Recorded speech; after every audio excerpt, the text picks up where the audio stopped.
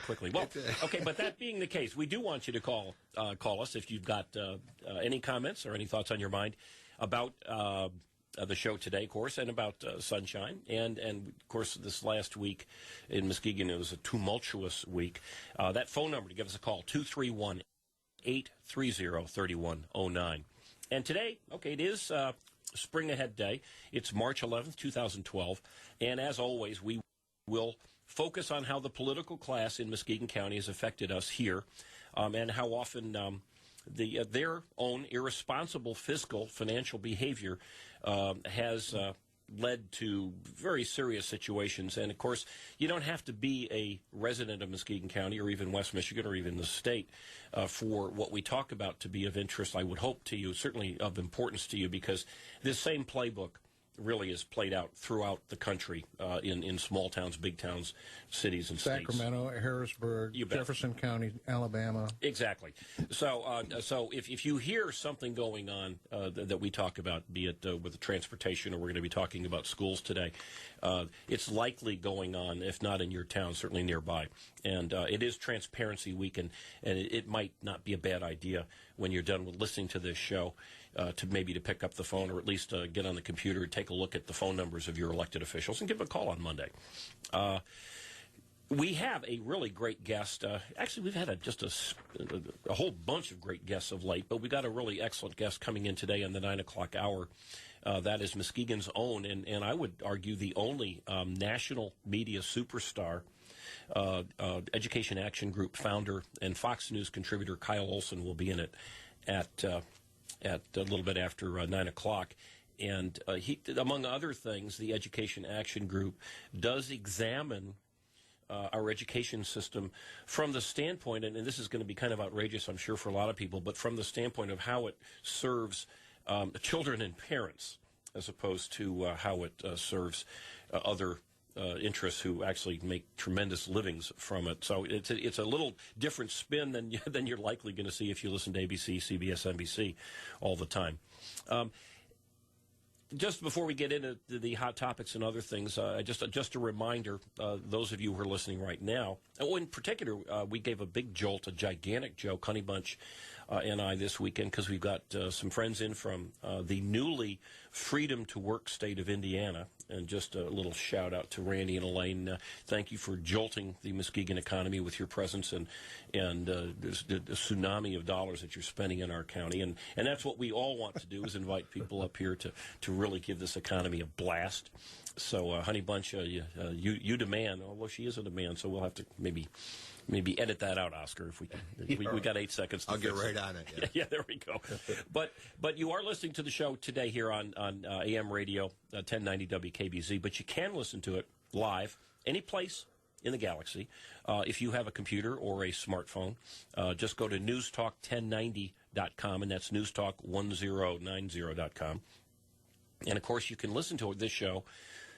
We usually post it on EyeOnMuskegon.com, usually posted on Sunday afternoons. You can listen to the show anytime on your computer. Just go to EyeOnMuskegon.com, click the YouTube link, and Oscar, who has been a tremendous videographer, who I'm really trying to get on to put together his little advertising piece, Oscar, what's the name of your videography company?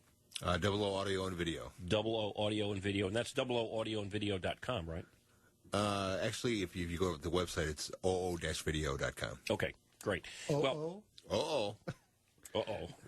there we go. And that gives Oscar a lot of latitude in the content of his videos. I love the website, though, because you can actually type my name in, whatever. It finds it. It finds me somehow. Well, Oscar, in addition to his OOs, does videotape our show here, and we are on primetime Monday nights on Muskegon's own WMKG, which is channel TV 38, and it's on Comcast TV. It is on channel 397, so right. You can watch us toss papers around and smile demurely at each other. Watch Fred read the news. And watch Fred read the news if you're so inclined. And then we also do post that on the Eye on Muskegon website also later in the week. So if you're interested in this show, if you're interested in finding out local politics about what's going on in Muskegon County, there are any number of ways that you can access that. And the final one, I will just say, Don't forget, I keep reminding folks that I am at Carmen's Cafe most every Tuesday and Thursday, and I will be again this Tuesday and Thursday. That's Carmen's Cafe in downtown Muskegon on the corner of Clay and Jefferson from 2 o'clock in the afternoon till about 3:15. That's just before the county commission meets. And I would like to just reiterate that the reason I'm there is for those people who are interested in Muskegon politics. I'm happy to talk with you. It doesn't have to be county politics. It could be your school board or Montague, the city of Montague, or a township, or a library board. If you're interested in talking with me face-to-face, we have folks that just drop in. And quite simply, if you go into Carmen's, which is really arguably the best breakfast and lunch cafe in all of Muskegon, but just stop in and ask, where's the radio guy? You don't even have to remember my name, Jim Riley. You don't have to remember the name of the show. Just where's that radio guy? And they'll show you where I am, and I'd be very happy to talk with you. And depending on the financial situation at the moment, I might even buy you half a cup of coffee. I get a discount if I don't go above the half cup. So we are interested in talking with you this week. Let me stop over there, please. There we go. No. Well, the Muskegon economy is rough these days. Yeah. But this week, the county commission does have a full board meeting where they will rubber stamp, without any comment, I'm sure, the outrages of the last couple of weeks, and of community development, strategic planning, and transportation. Those folks we'll talk a little bit about this, maybe who are trying to get us into spending a couple $1 million on new buses, will also rubber stamp their various spend-a-thons. So we can talk about that. Okay, hot topics of the week, and there's a few things that kind of caught my eye.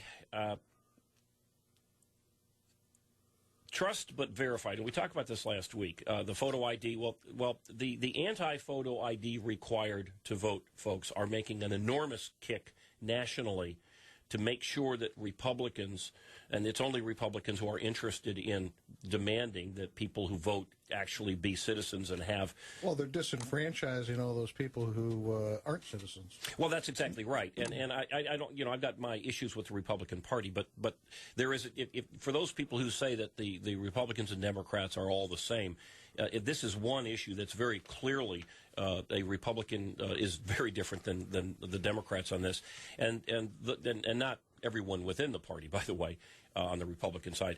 But this week earlier, a group led by the son of the Reverend Martin Luther King and others kicked off a 6-day march in Montgomery, Alabama,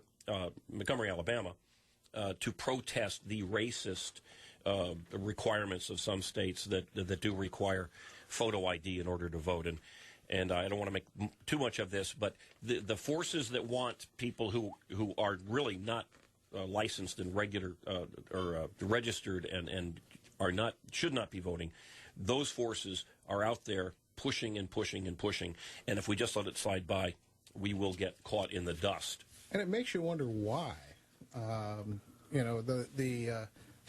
The people that were against those things say things like, well, gee, you're going to disenfranchise these folks, and there is no evidence of irregularities. Nobody votes without being, a registered and official voter.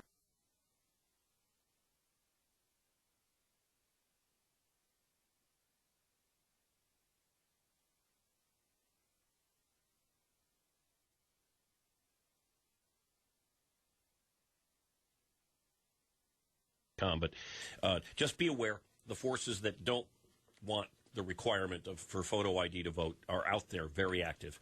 A couple of other things. We talked a little bit, well, actually we talked at great length yesterday, last week, Mackinac Center's Jack Spencer was the guest, and we talked about this home care the child care health care union ripoff. There's a great video on that, which I put up on MuskegonPundit.com. You can take a peek at that. It's about real people and how this union dues ripoff has affected them.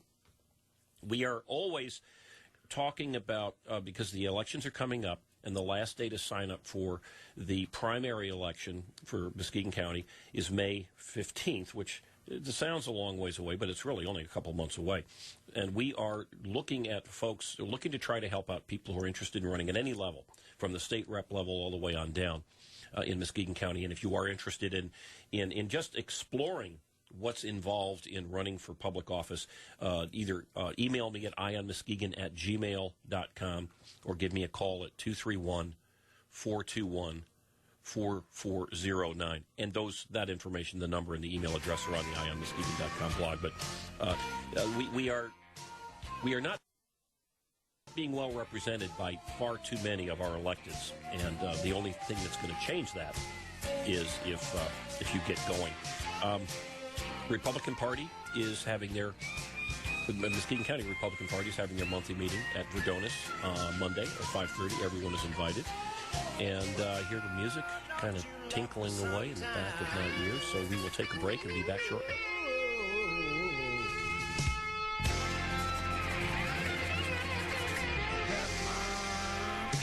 Double O Audio and Video offer a unique blend of services with life stories, memorials, documentaries, along with HD commercials and video editing, music video, all with some of the best prices offered and years of experience on top. Also, Double O Audio and Video offer video transfers, 8mm, Super 8, VHS, VHC, slides, all formats transferred to high-quality DVD. Double O Audio and Video. Go on the website at oo-video.com. Double O Audio and Video. To find out what's happening in and around Muskegon, you now have a place to go. News Talk 1090. But if you miss listening to Rush and Glenn Beck, you can find them on our sister station, WOOD at 106.9 FM. For the Talk of Muskegon, you got it on News Talk 1090 WKVZ. Holland Hydroponic Outlet has it all. Complete light systems, hydroponics, ventilation, nutrients, and soil. In Holland, Grand Haven, and South Haven. Check out Torched Glass Art Studio next to the Holland store, creating one-of-a-kind glass pipes. Mike here with Jim Twitchell, Senior Master Technician for Ford. Jim, a lot of people hear about the works and they figure it's an oil change. No, Mike, it's not just an oil change. The works includes an oil change, tire rotation, multi-point inspection, and more. Just $29.95 or less after $10 rebate. Click on the banner now. What doesn't it include? That list is probably very short. Glove compartment, you check that? Up to 5 quarts oil, taxes, diesel, and disposal fees extra. See participating Ford dealer or visit FordOwner.com for rebate details through 3/31/12.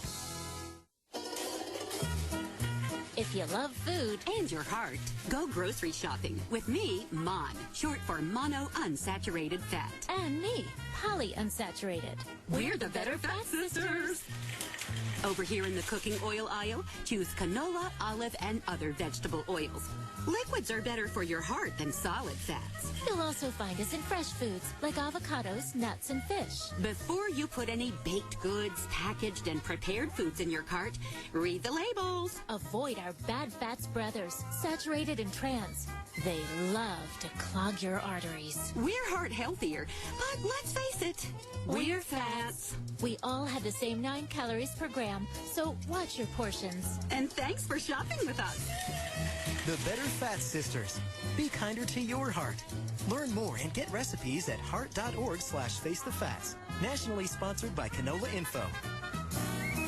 A message from Orlando Bloom, Joel Madden, Nicole Ritchie, Neo, and Taya Leone. 24,000 children die every day from preventable causes. Like not getting enough food or medicine. Or clean, safe water to drink. But we are gaining ground.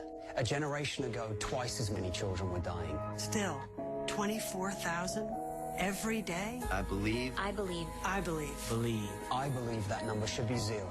Believe in 0. Join the effort. Visit unicefusa.org.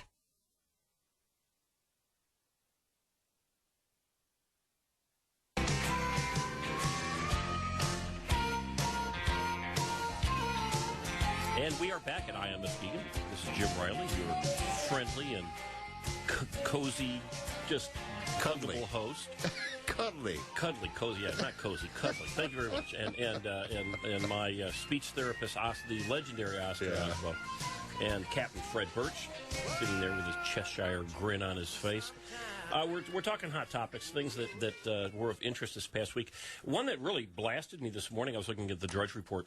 Rasmussen Reports, of course, it's a big, very well-respected polling company, came out with a poll that you're probably not going to see on ABC, CBS, NBC during the week. Romney leading President Obama by 5 points in a hypothetical 2012 matchup. And interestingly, Santorum's actually comes out ahead also. By 1. By 1 point. So that's interesting. Actually, it may be as interesting just to see what the media does with this. This one is not huge, but I found it interesting also. This is from a newspaper I'll mention in a bit, but it says, quote, a singularly remarkable event has taken place in the United States of America. This event occurred in Arizona on March 1st and was an earth-shattering revelation. And it talks about the Maricopa County Sheriff Joe Arpaio, who was apparently initiated an investigation into the birther argument that the President of the United States really was not in fact born in this country or eligible to be president. Well, anyway, this article from this newspaper, it criticizes the American news media. It says, yet in the 5 days since his revelation, there has been little in the way of serious reporting on the findings that the Sheriff Arpaio had presented in his press meeting, and he's got 6 videos and blah, blah, blah. And then here's the way they finish it off. It said, on April 27, 2011, President Barack walked into the White House press room with a Cheshire cat-like grin, just like Captain Fred here, and a long-form birth certificate from the state of Hawaii in hand. From the podium in the press room, Mr. Obama said, we're not going to be able to solve our problems if we get distracted by sideshows and carnival barkers, quote, end quote.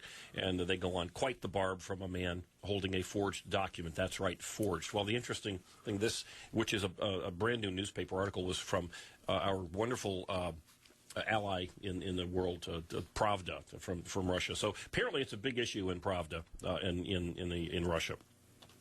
There was a very excellent article, and this is citizen reportage, written, was in the Muskegon Chronicle, and it was a letter to the editor, not an article, but by a gentleman named Mark Molitor. And I'm going to read it. It's fairly short. But the headline is, Grant for Compressed Natural Gas Buses Covers Only 80% of the Cost.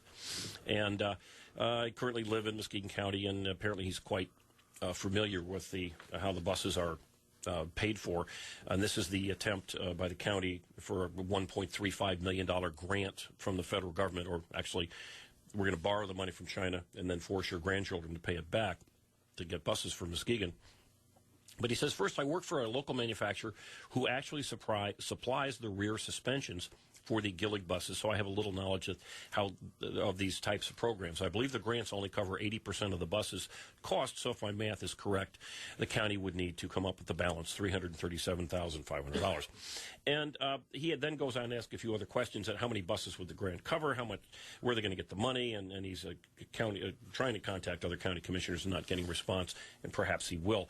But that's in direct contradiction of the way that this was presented when the county commissioners voted to go ahead to apply for the grant. That in fact this would be almost essentially 100% paid for. I think it's a good question to ask. I think it's sad that it had to come from a citizen, that it wasn't requested at the time when the commissioners met. Well, on top of that, not only do we have direct costs, the upfront costs, but then you have to start thinking about the operating costs in the future. I mean, how do you handle all those pieces down the line? Absolutely. Because the country is running out of money, and the grant money ain't going to be there. Absolutely. And again, very sad to me that no county commissioner brought it up. Actually, I believe County Commissioner Alan Jagger attempted to ask a few questions which were not answered, essentially brushed away by saying, oh, we're just applying for the grant. Well, again, folks, this is money we are borrowing. The county of Muskegon will be borrowing from someone because we don't really have it.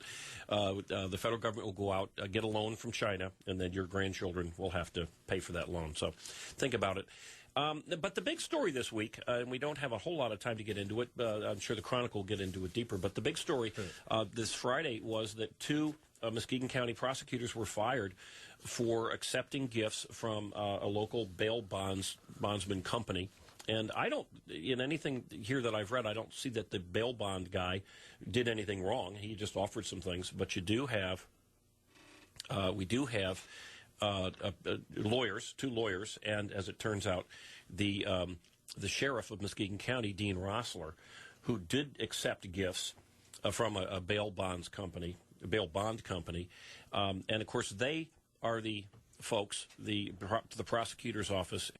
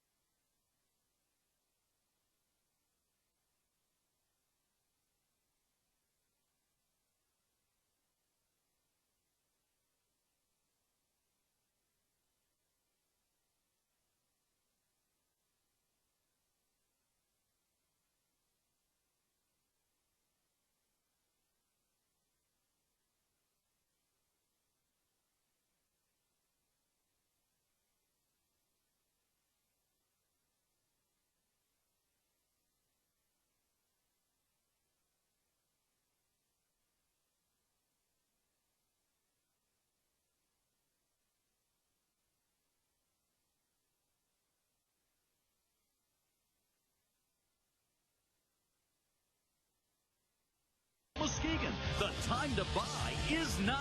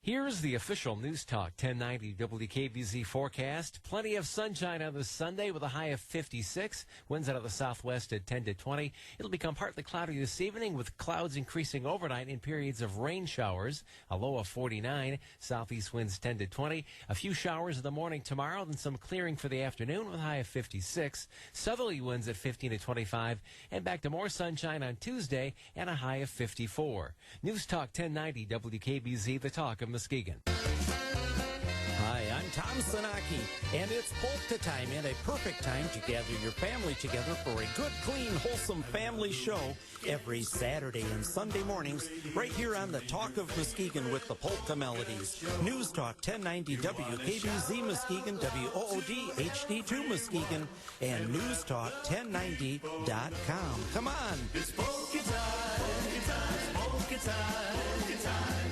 Happy polka melody. Well, you dadgum government, you sorry so-and-sos. You got your damn hands in every pocket of my clothes. Well, Every pocket of my clothes, folks. It doesn't matter where you put your money. The man is going to go after that pocket. And we are back at EyeOnMuskegon, Muskegon County's #1 rated political talk radio show. Unchallenged, actually. Any number of pretenders have come out there and fallen by the wayside, and we continue to stand tall. Before we get to our guests, I was a little remiss. I wanted to mention, since we are going to be talking a lot about education, I would say arguably, if not the best, certainly one of the best teachers in all of Muskegon County, in what I guess has been officially determined the #1 high school in the state, at least in its class, North Muskegon High School, Madame Biloc, who is a French and Spanish teacher over at North Muskegon High School, every year puts on what they call the cabaret, and this particular one is Cabaret 2012. What a shocker! They call it, going back to my high school French, Pour l'amour Disney, which means if you cannot speak or understand French, don't worry about it, because it will be explained later. And no, it doesn't mean that at all. But nonetheless, they have they fooled me. I didn't know. Yeah, I know. Sounded good to me. Exactly. That's Kazakhstani. But in fact, Madame Biloc and the students and the staff, and they get, I'm sure, the tremendous support, certainly from parents and others at the school. But they put on this cabaret, which is a music and dance and food event, which I have attended on many occasions, and Honey Bunch early on had to, somehow snooker me into it by saying, hey, let's go to the airfare next summer, and then say, well, but we have to go to Cabaret first. So, she was able to convince me to go. But since then, I am very eager to attend.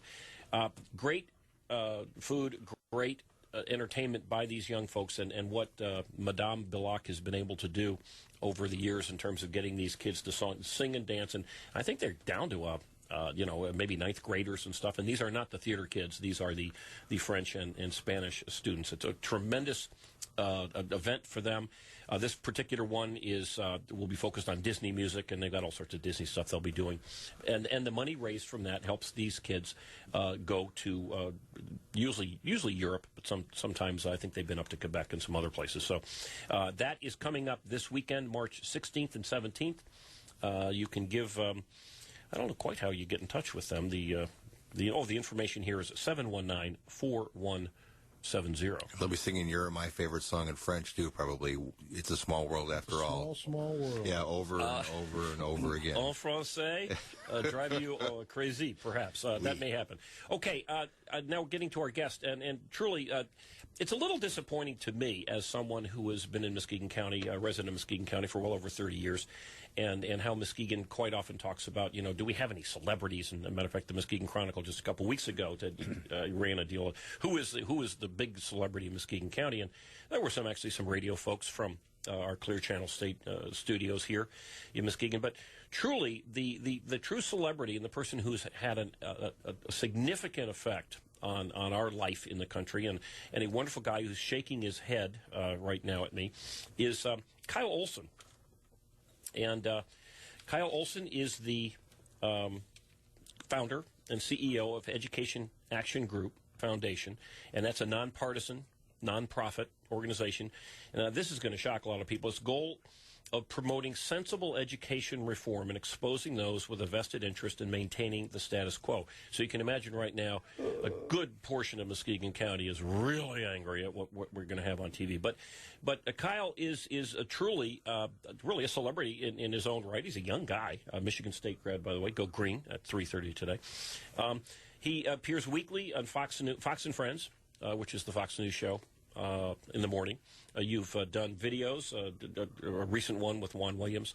You've written a book, which I must say I got on Kindle, 2 months ago or so, titled Indoctrination, How Useful Idiots Are Using Our Schools to Subvert American Exceptionalism. And aside from that somewhat hoity-toity title, it's a easy read. It's a read that will anger you.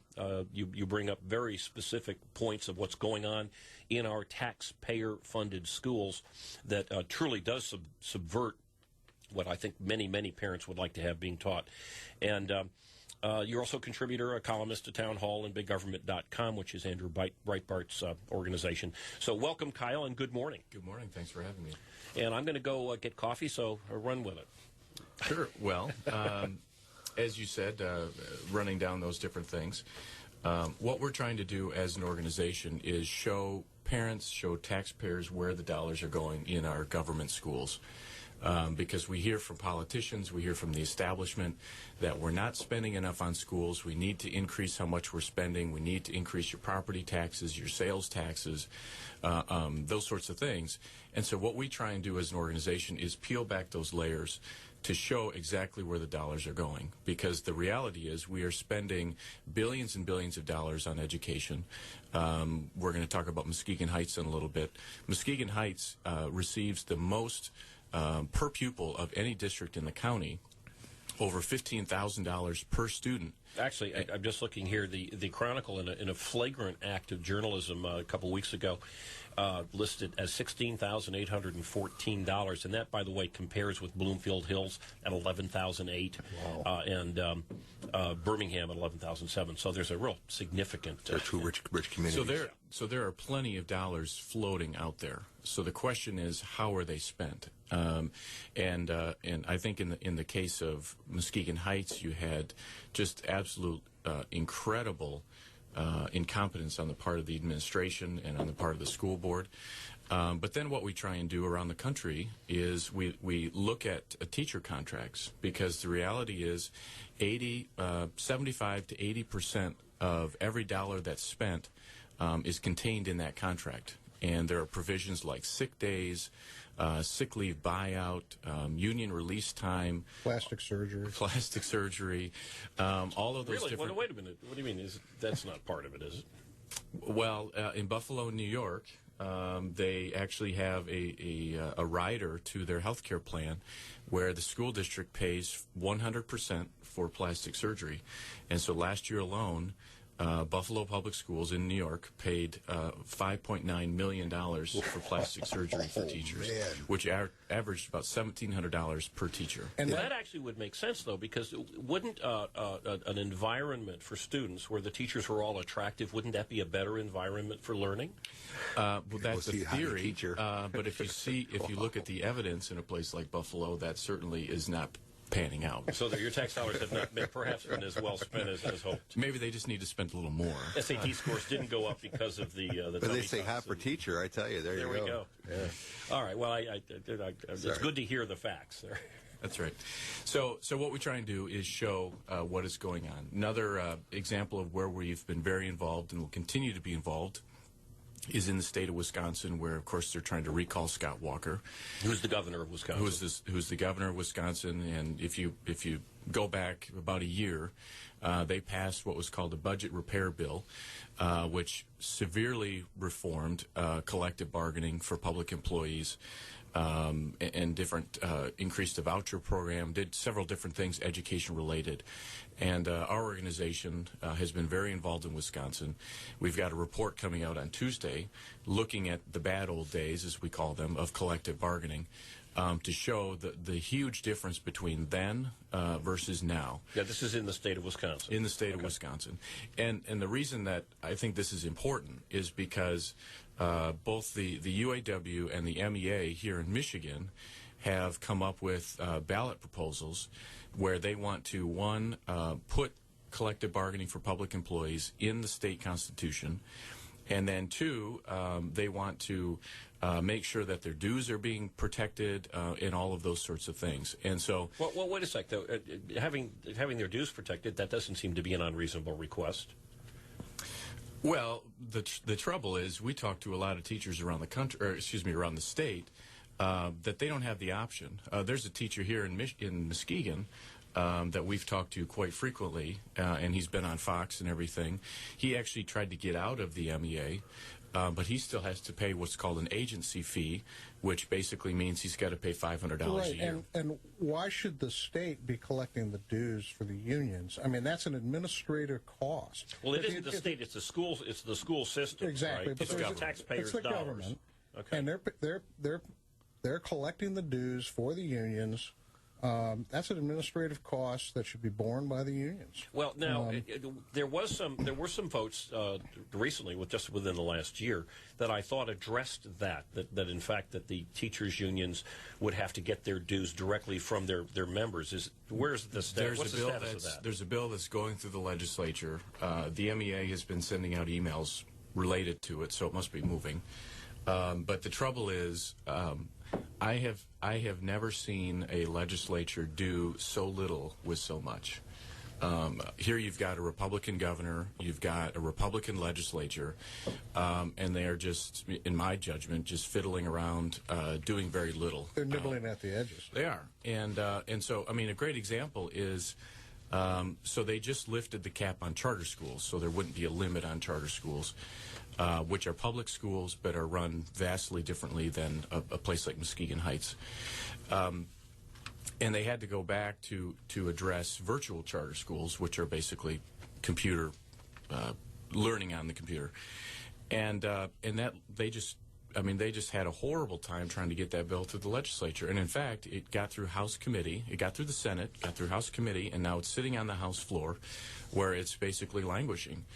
And so I've been personally really disappointed as a Michigander to see all of these things going on around the country in places like Indiana, Wisconsin, Pennsylvania, Florida, many other states, and see our home state that has basically all the votes to do essentially whatever they would like, and they just squander it. So Kyle, with your group if there are people that want to participate and help move the ball forward, how do they engage with you? Sure. So you can visit our website, which is educationactiongroup.org. You can see all the different documentaries that we've done and reports and all of our blogs and all of that sort of stuff. You did just to stop for a sec. You did a stunning documentary. The title escapes me. A Tale of Two Missions. Yeah. And it's interesting because as I got into in the column that I wrote about Muskegon Heights was I met with Dana Bryant. And we wanted to. Dana Bryant is. Dana Bryant is the superintendent of Muskegon Heights Public Schools. Okay. And I met with him, and we wanted to. Juan Williams and I wanted to tell the story of Muskegon Heights, and not to single them out and to make them feel bad or anything like that, but just the goal was to show what's going on. And when was this? This was over a year ago. So last January, long before the total hitting of the iceberg and the sinking of the ship. That's right. And well, it had already hit the iceberg. It was listed. It had hit the berg, yeah, but it still was floating prior to Dana Bryant jumping out of the boat. So we went and met, or I went and met with him, and I said, this is what we would like to do. And he was very.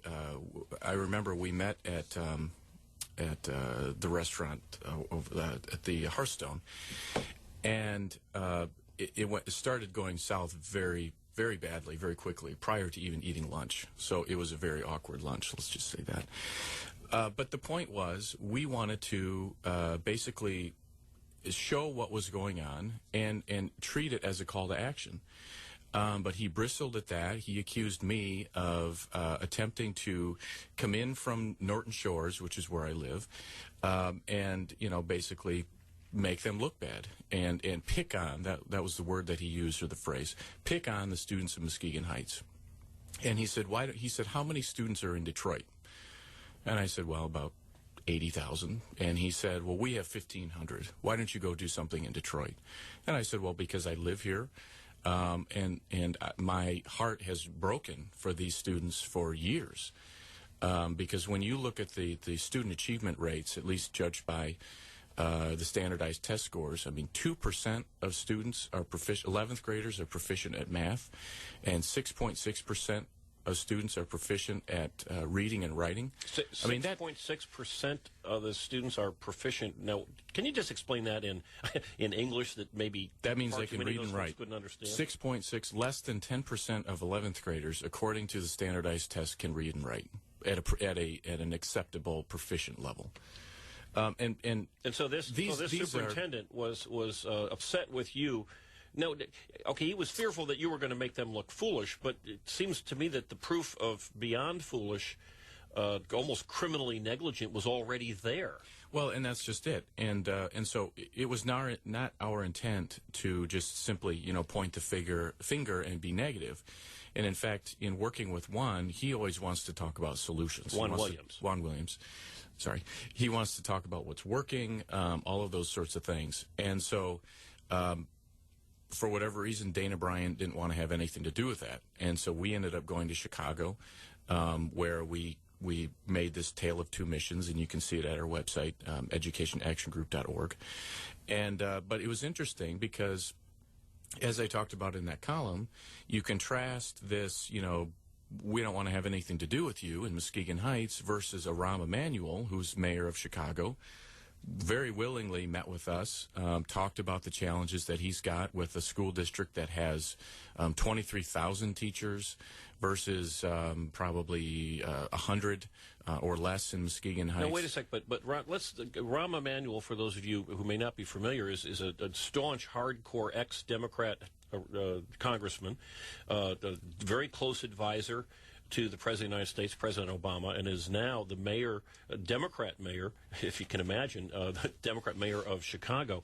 And he embraced your concepts then. That's right. And that's stunning to me, and especially when compared to the way you were responded to here in Muskegon. Right. And so that's where we went. And we came out, I think, with a really good piece looking at the two missions of, we visited Noble Street College Prep, which is a charter school in a very tough neighborhood, 99% graduation rate. You've got first-generation college students coming out of that school, kids that have options with their life. And then we contrasted that with the mission of the Chicago Teachers Union, which has linked up with Occupy Chicago. They're fighting a longer school day, which Rahm Emanuel wants. They just fight any sort of reform. And so we contrasted those two missions, which I think was a very interesting story to tell. And obviously, anybody can watch this video on your website. Was this video shown on Fox, or has it been presented anyplace else? No. What we're trying to do is come up with some funds where we can get it into the hands of people, either through advertising or literally. One of the ideas we have is literally putting a DVD of it in the Sunday Tribune and Sun-Times, which is like 400,000 DVDs. Okay. Wow.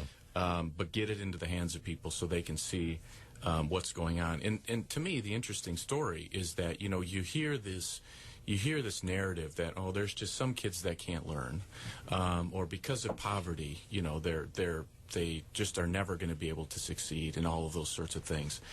And what we showed at that particular school is that when you have high expectations for students, high expectations for the adults, students will achieve when they know that there are unacceptable forms of behavior. When they know there are consequences, they will achieve, and so that's what we tried to show. And what bothers me is that we continue to hear excuses from the establishment, whether it's the school board or the administration or the union, in a place like Muskegon Heights, and they say, well, just give us a little more time. And a lot more money. And just give us a little more money, or give us a little more power, and we'll be able to do this ourselves. And clearly, in my judgment, they have failed miserably, and I don't know what the solution is. Well, I think the solution is to give kids a way out, give them options, and so if they want to go to a different school district or a different form of education, they should be able to do that. Well, now, we know that there are some excellent teachers, and then there's some that are far less excellent. But what kind of response are you getting from teachers as opposed to the teachers' unions? Well, the teachers' unions, it probably doesn't go without saying that they don't like us very much, which is fine. And I just got into Twitter, which on the one hand I think is kind of stupid, but on the other hand, it's an interesting platform. But what you're able to do is engage directly with, pretty high-profile people. And so on a frequent basis, I engage with people like Randy Weingarten, who's president of the American Federation of Teachers. She and Al Sharpton and I were going around and around yesterday, which was interesting. But what we try and do is just show that, there's an agenda that primarily is adult-focused. And adults meaning the employees of the school system. And so the union agenda is about pay and benefits and power and work rules and all of those sorts of things. And that's fine. I get that. That's what the union was set up for. They're not set up for quality schools. They're not set up for how do we improve graduation rates, how do we improve student achievement and those sorts of things. That's not what they're designed for. But the trouble is, well, two parts. One, we as society have looked to the American Federation of Teachers, the National Education Association, and then all of their state and local affiliates for the answers on how to improve education. Now, on the one hand, I think it's important to talk to teachers because obviously they are in the classroom every day. But on the other hand, when you try and engage a Randy Weingarten or the people at the state or local level, is they have a very different agenda, and they want to make sure that their quote-unquote rights of their members are being protected. I think that's why you see situations where a teacher may be accused of assaulting a student or something horrible, and instead of immediately trying to get that person out of the classroom and trying to get them out of the profession, because I think when I mean, it's almost on a daily basis now that we're hearing these stories. And I think instead of acting like a trade association where, they set very high expectations for their members, and if you aren't complying, if you aren't performing, then, they kick you out because they want to make sure that the ethical standards and the performance standards remain very high. Yeah, but Kyle... But unfortunately, they don't act that way. This is nothing new, and it's been brought up, time and again and again. And actually, on one hand, I don't mind the union acting like a union as opposed to acting like somebody who's a real education association. What do we do? First off, we have to find out what's wrong. And, of course, you're bringing this up. We will come back, though. But I'd like to find out because we need some action items here. We'll be back at EyeOnMuskegon with this very legendary Kyle Olsen. You love me sometime.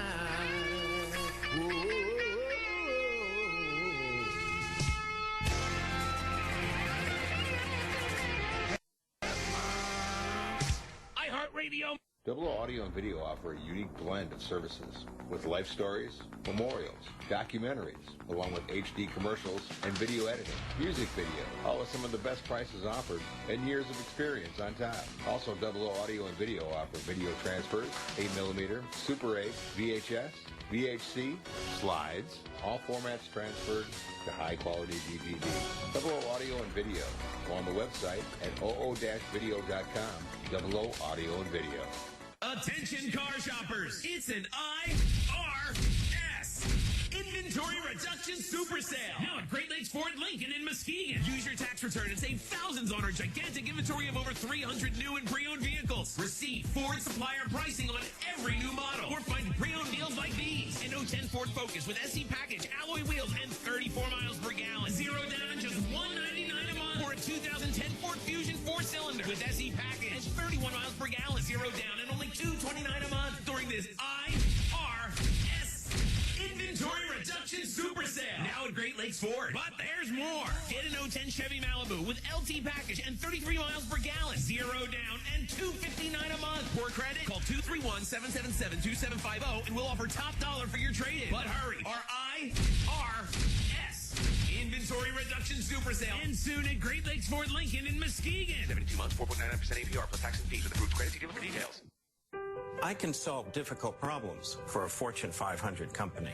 I can run a successful business. I can manage your home improvements. I can publicize your message. I can motivate your audience. I can put my military experience to work for your company. I can teach your children. I can boost your bottom line. I can add value to your workplace. I could be a loyal and productive employee. But I can't put my skills to work for your organization if I'm not given the opportunity. If you don't recognize my talents and ability. If you don't hire me. If you don't have an open mind and a workplace that's open to everyone. If you don't realize that America works best when everybody works. What can you do? What can you do? What can you do? You can remember that it worked. It's what people can do. It's what people can do that matters. Nearly 50 million Americans have disabilities. Capitalize on their talents with employment practices that benefit everyone. Learn more at whatcanyoudocampaign.org. What did they do? What did they do to my city? I pushed Michael Yu away from the binoculars and took a look. Hey! In the streets below, traffic had stopped. Pedestrians were lying on sidewalks and curled up in doorways. There was no sign of violence, no wrecks, nothing like that. It was as if the people in New York had simply decided to stop whatever they were doing and pass out. Ice coated my stomach. A line from the prophecy rang in my ears. And see the world in endless sleep. Not dead. He has put the entire island of Manhattan to sleep. The invasion has started. To find out what happens next, read Percy Jackson and the Olympians by Rick Riordan. Explore new worlds and check out more cool books at your local library and visit read.gov. Brought to you by the Library of Congress and the Ad Council. The Talk of Muskegon. News Talk 1090, WKBZ. Well, you dadgum government, you sorry so-and-sos. You got your damn hands in every pocket of my clothes. Well, you and we are back at EyeOnMuskegon. We're talking with Captain Fred Birch, and Education Action Group's Kyle Olson. We're talking about education, of course. So we just had a terrible disaster, I think, affect Muskegon County, and the fact that Muskegon Heights High School, which has been named actually almost a year ago the worst high school in the state of Michigan, and I think it's important to keep in mind that the state of Michigan has cities such as Flint and Saginaw, and Benton Harbor, and Detroit, and yet we had the worst high school in the state, and that was at least a year ago, I believe, and very little outcry, far more outcry over Rush Limbaugh's comments, weekly, and in fact, there's a lot to go with this story. As we were talking off air, we really can't afford the kind of education system that we currently have, but the awful end of it, whether it's expensive or not, and that's certainly a worthy discussion, but what's awful is that it's just not delivering the goods. If the education system in our state, or certainly in Muskegon Heights, if it was a car, it would have been recalled years ago and forced into bankruptcy. These folks have driven it off a cliff. They've driven it into the iceberg. They've bankrupted itself. They've crashed it into the wall. And yet there's very little discussion about the children, the students, except if you look at the front page of the Muskegon Chronicle now, they're doing a series which started today, and I didn't get a chance to read the entire thing, but it's talking about the effect it is on the students. Unfortunately, and they had to have known about this months and years and probably decades ago. It's far too late. And Kyle, what I'd like to ask you to address, if you could, is what we as citizens and folks, voters and taxpayers here in Muskegon County might do going forward. First off, we have to know that there's something wrong, and that's what your operation is, Education Action Group, is to do the research and find out and pinpoint with real specific examples of things that are wrong. But what else can we do beyond that? Well, if you're a parent, you as a parent have to ultimately own your child's education. You can't just assume that your child's going to go to the school and they're going to learn, and they come home and it's just all happening there.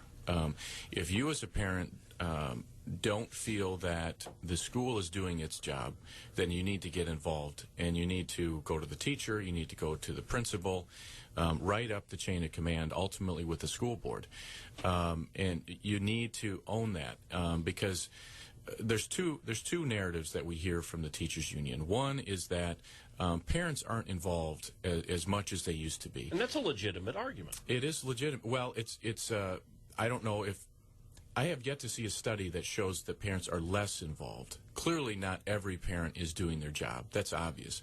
But the question is, so what do you do about that? I mean, do you legislate that a parent has to do this, this, and this? Wait. Can we just stop for a sec? Because that's an interesting point.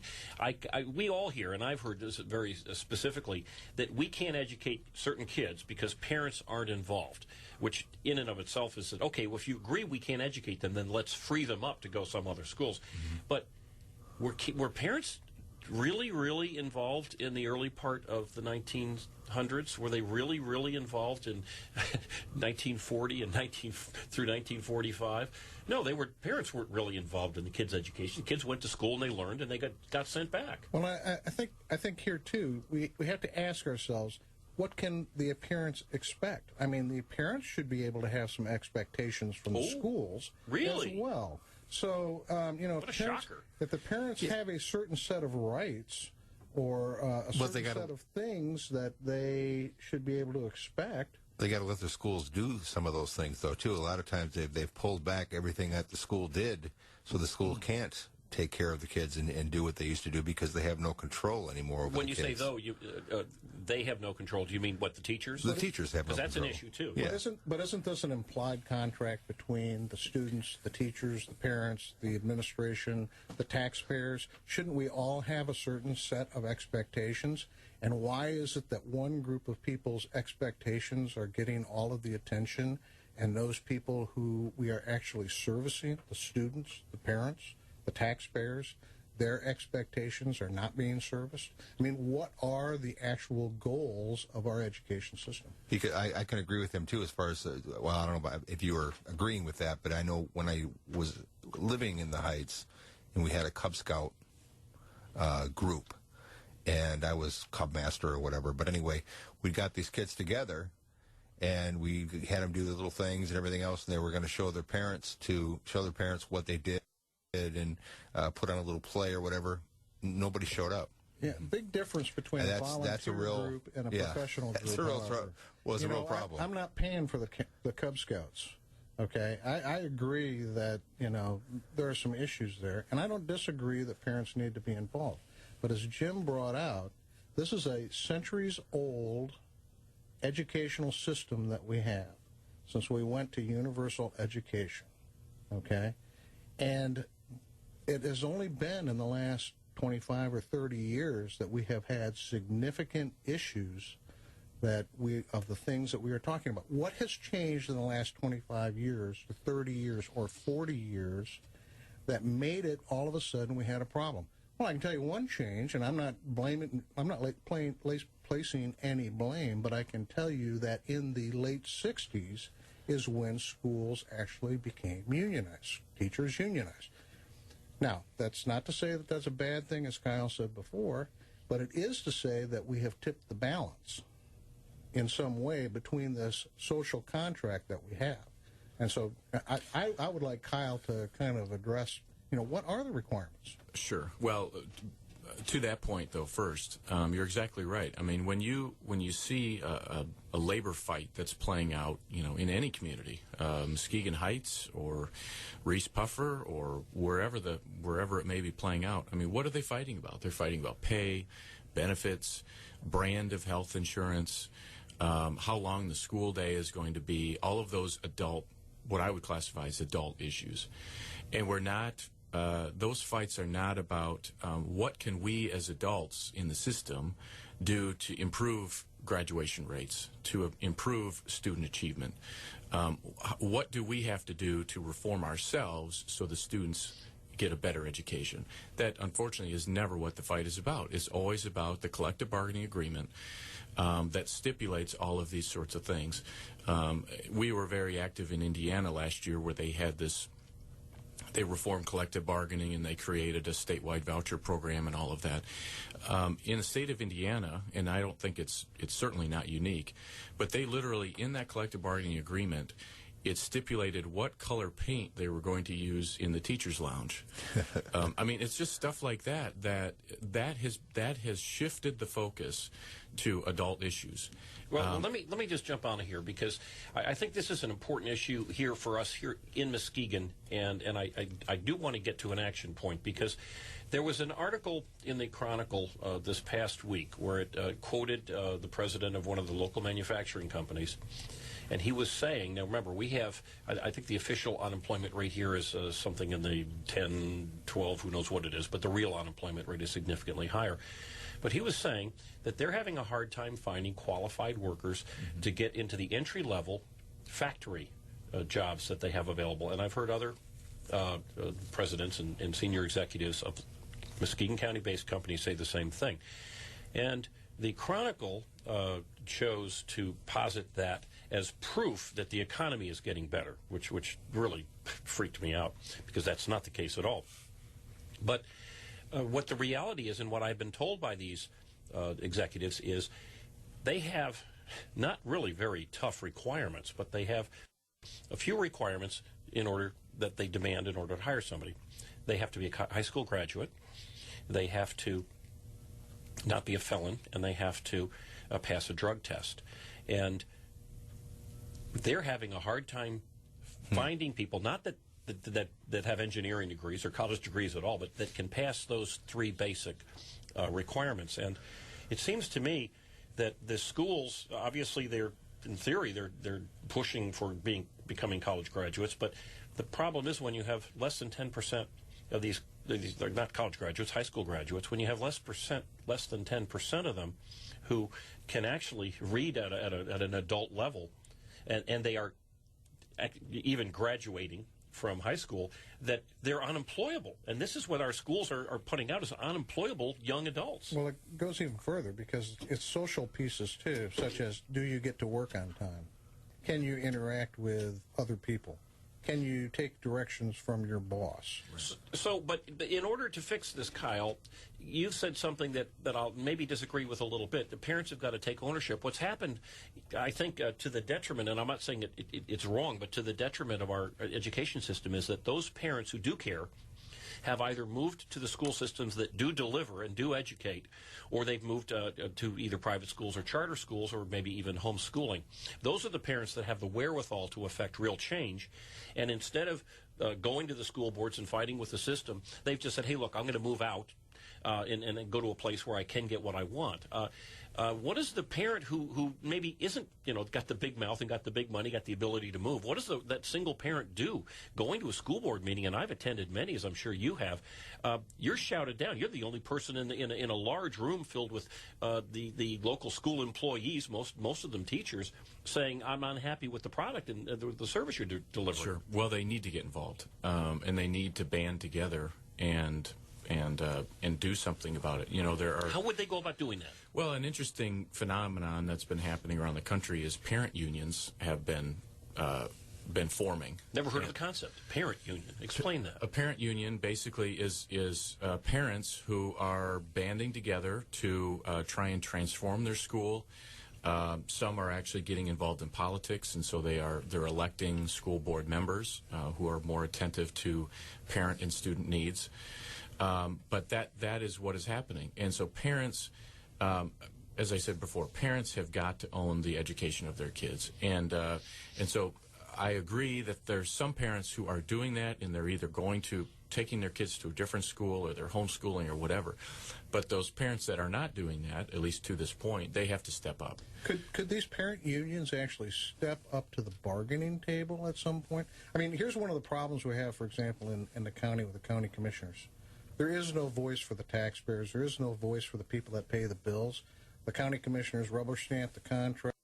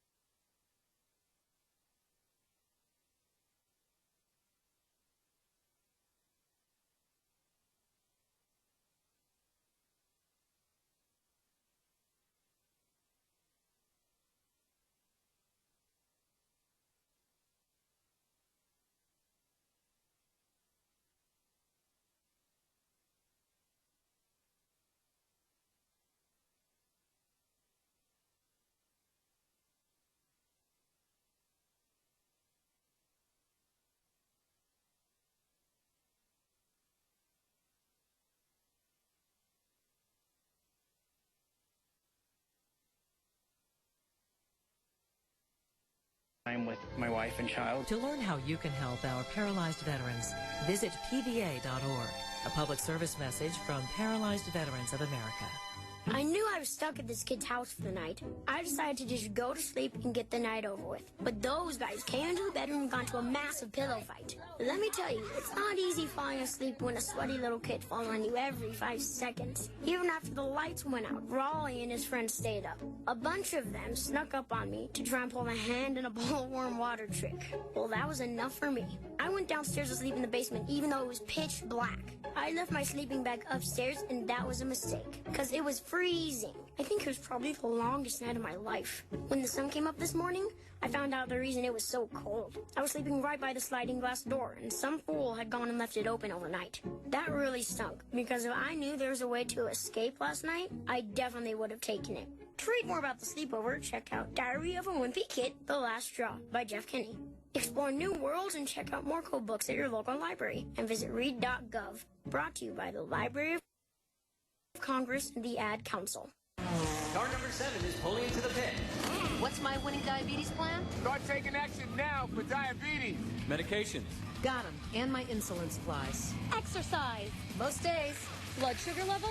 On target. Diet? Eating healthy. A1C under control. Managing diabetes, including controlling blood sugar, is a team effort that requires a plan that's right for you. For more information, visit standfordiabetes.org. A public service of TCOYD made possible with support from Sanofi Aventis, U.S. Fox News Radio, I'm Liz White. A U.S. service member accused of opening fire on civilians in southern Afghanistan. Reports of casualties vary. Afghan and NATO officials say the suspect is in custody. Sky News correspondent Mark Stone reading a statement from a coalition deputy commander. I wish to convey my profound regrets and dismay at the actions apparently taken by one coalition member in Kandahar province.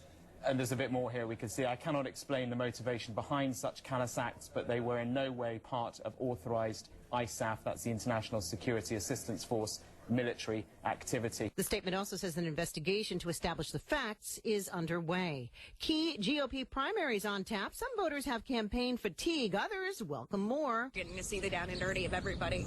I think it's good that people with differing opinions are still in. Primaries Tuesday in Alabama and Mississippi. Fox News reports you decide. Here's the official News Talk 1090 WKBZ forecast for today. Plenty of sunshine with a high of 56 along the lakeshore. Warmer as you get away from the lake. Southwest winds 10 to 20. Tonight partly cloudy in the evening with an increase in clouds overnight and periods of showers expected. A low of 49. Southeast winds 10 to 20 and a few leftover showers in the morning tomorrow. Then some clearing in the afternoon with a high of 56. Winds out of the south at 15 to 25. News Talk 1090 WKBZ, the talk of Muskegon.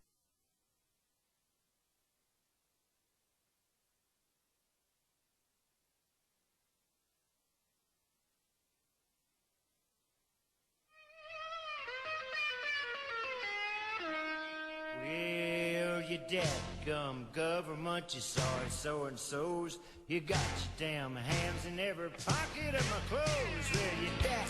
And we're back. EyeOnMuskegon, Muskegon's #1 rated political talk radio show. We're here with Captain Fred Birch, the legendary Oscar Osbo, and Kyle Olson, media superstar of Muskegon County, living in Norton Shore, so apparently by some shouldn't be commenting on any other things that are happening in our county. I always want to, if I can, do action-oriented things, and I know Kyle's got a really wonderful announcement in a moment, but one thing that we can do, and this is critical, I've mentioned this in the past, it only takes a few phone calls to a county commissioner or to a state representative, believe it or not, to change their vote. And I know that one of our elected state representatives in Muskegon County was contacted by, I believe, somewhere between 20 and 30 phone calls, primarily from the MEA, maybe entirely from the MEA, with absolutely no calls from the other side, in other words, the taxpayer side. And at least there's some allegations that vote was changed because of it. And that's only 30 people making the call. One of the things that the left has done, the Democrat Party and the left, is they've been very active in agitating and making noise for their for their goals. And we on the parent side, the taxpayer side, have not done that. Truly, if you want to affect any kind of change, go to EyeOnMuskegon.com. On the right-hand column is the phone number and the email address for your elected representatives in Muskegon County. And if you're going to just sit there, you will get what they want to give you. They will insert it where they want to insert it after they've emptied your pockets. And it doesn't take very many people to actually affect real change. The left has figured that out. We better start learning right now. And take it from here. You're jumping all over me with looks. No, I'm just keep going. No, I completely agree. And so that's why let's go back to what I said about the legislature doing so little with so much. And I think we as citizens, and I'm speaking as a citizen now, should be demanding that our students have options and that we create competition within education so that students can have a variety of options. There's transparency in terms of how schools are performing and achieving, and then allow the parents to go where they are, allow the child to go where their parents want them to go, and have the dollars follow them. I mean, that's what we see. It works with buying cars. It works with going to the grocery store. I mean, we have this in every other sector of society except for education. And for decades now, we have been having students go to a school based on their zip code, based on the neighborhood that they live in.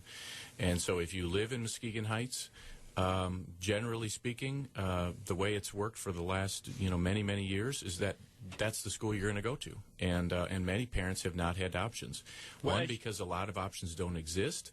And if they do exist, they charge tuition. And I'm not saying they shouldn't, but a lot of parents just don't have that extra money to put towards tuition. But as you said, that there's a bill in the Republican-controlled House and Senate with a Republican governor in the state of Michigan that's going to expand, or attempting to expand, the number of charter schools. And in fact, that's being held up. You can go to vote.com, I would imagine. I don't know if you can go to EAG has it on their website, but we will put it on both Muskegon Pundit and MuskegonPundit.com and EyeOnMuskegon.com.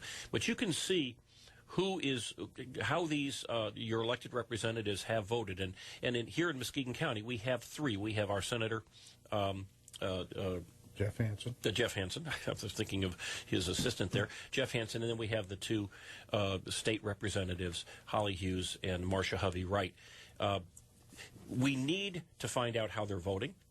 And they're pretty much vote by party affiliation, although not always.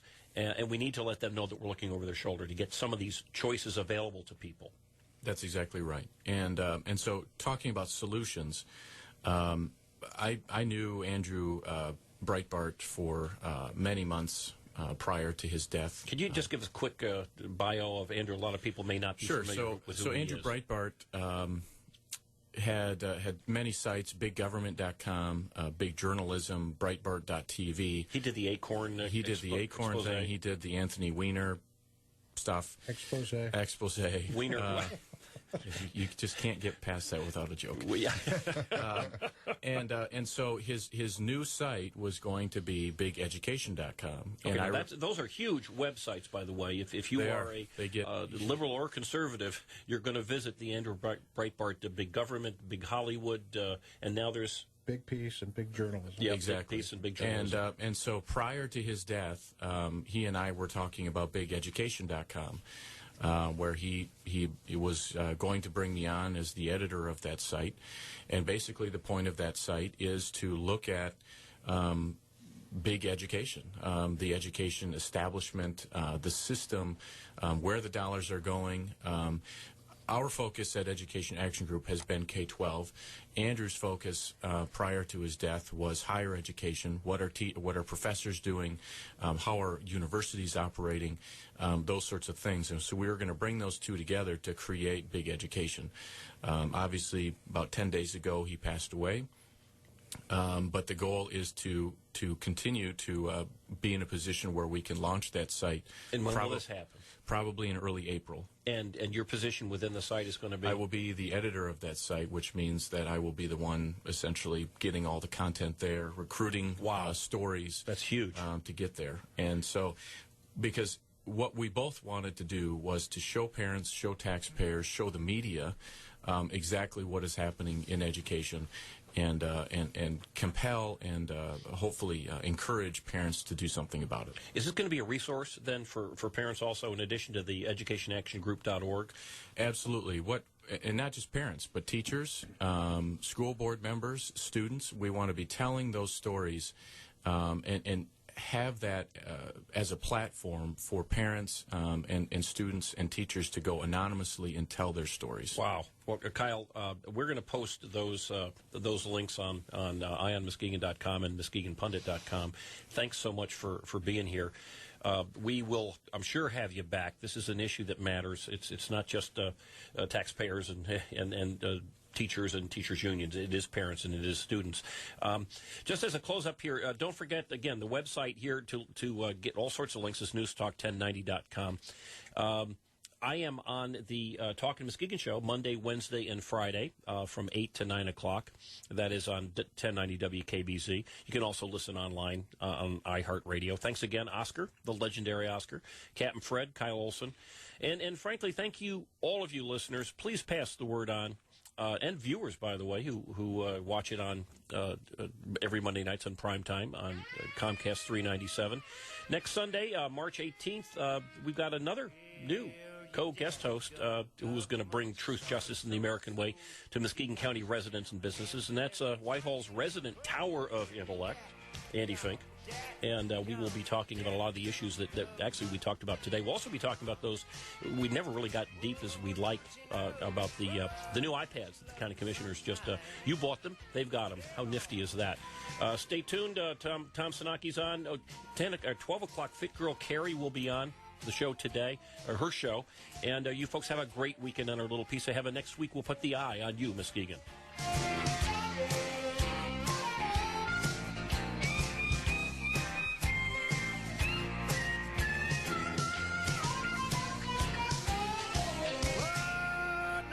Love me sometime. Ooh.